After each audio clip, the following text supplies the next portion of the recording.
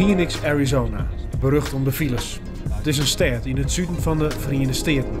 Het ligt in de staat Arizona. Het is het nieuwe thuis van de pilotenopleiding voor de F-34. Die opleiding is in handen van overste Van Woerden. Hij is zelfs correct begonnen zijn omscholing van F-section naar F-34-piloot. Ik hoop over 3 weken, dus 22 februari, mijn eerste vlucht te maken. Ik ben 3 weken geleden begonnen in de opleiding hier op Luke Air Force Base. Ik ben druk bezig met de theorie en de simulatorsessies. En dan de eerste geplande vlucht van ons is 22 februari. Het grote verschil is dat het een totaal nieuw type toestel is. Het vliegen is vrij gemakkelijk, maar het bedienen van de systemen en het opnieuw aanleren van procedures en technieken is iets waar je gewoon veel tijd aan moet spenderen. Dus daarom kost het ook 6 weken voordat we eigenlijk onze eerste vlucht mogen maken voor ervaren voormalige F-16-vliegers.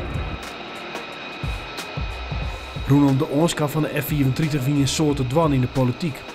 Het wie lang wachten voor de feestje, maar dat wordt nou beleend. Het feit dat het derde vliegtuig er nu is fantastisch. En dat heeft te maken met het feit dat we natuurlijk heel lang hebben gewacht en moeten wachten op het besluit. En nadat het besluit genomen was, duurt het dan vervolgens natuurlijk even voordat de productie slots die wij wilden hebben, zeg maar, zover waren dat we nu de productie, dat ze nu van de band rollen. Dus als het gaat over wat betekent dit voor de luchtmacht, dan gaan we de komende jaren zien dat de transitie van de F-16 naar de F-35 gaat plaatsvinden. En dat betekent dat ook de luchtmacht moet leren omgaan met een heel ander soort jachtvliegtuig dan de F-16. Voor de piloten zelfs verhoren er een soort. Om ze toch alle sensoren volle meer zien kunnen, wordt ik verwachten dat ze zelfstandiger opereren kunnen. Ja, ik denk dat het een hele goede is. Er zal altijd één iemand de baas zijn in de formatie, eindverantwoordelijke. Maar er worden contracten opgesteld, zoals we het noemen, waarbij geacht wordt iedereen zich gaan te houden. Om met minder communicatie meer effectief de missie te kunnen uitvoeren.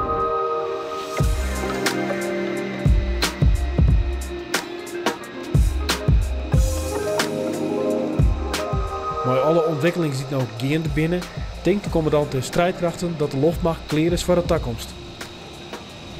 Ja, de luchtmacht heeft in de afgelopen jaren, zelfs ondanks de bezuinigingen, zijn er allerlei positieve besluiten genomen voor de luchtmacht om tot allerlei vernieuwing te komen. F-35, vervanger van de F-16. De Reaper, dat is een nieuw wapensysteem. Nieuwe Chinook helikopters. We gaan de Apache helikopters upgraden. We hebben de NH-90 helikopters die nu instromen en steeds beter beginnen te worden. We hebben de MRTT vliegtuigen die de KDC-10's gaan vervangen. Dus de luchtmacht is over een aantal jaren gewoon echt nieuw. Dus de luchtmacht heeft weer toekomst voor de komende 40 jaar. Dus daar ben ik heel erg blij voor de luchtmacht, maar daarmee ook voor de krijgsmacht.